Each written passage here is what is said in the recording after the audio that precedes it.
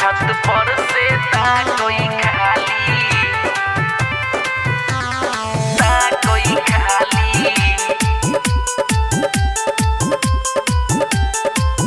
छत पर से कोई खाली कोई खाली। देखी के चक्कर चलाबै रे ऊपर से नीचे ने आबै रे ऊपर से नीचे ने आबै रे देखी के चक्कर चलाबै रे ऊपर से नीचे ने आबै रे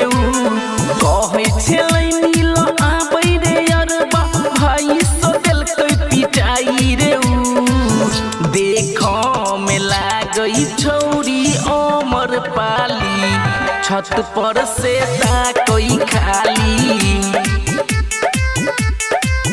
हाँ छत पर सोता कोई खाली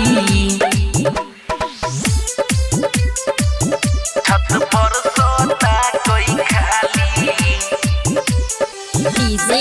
ओम शंकर कोई खाली परसा हरभिंडा।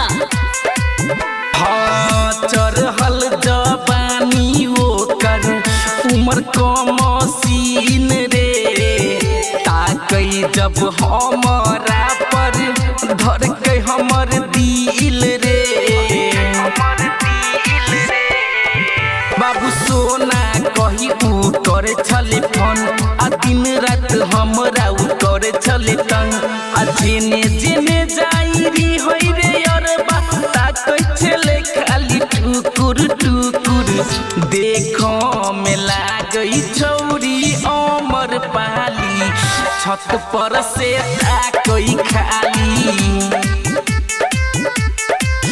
हाँ छत पर से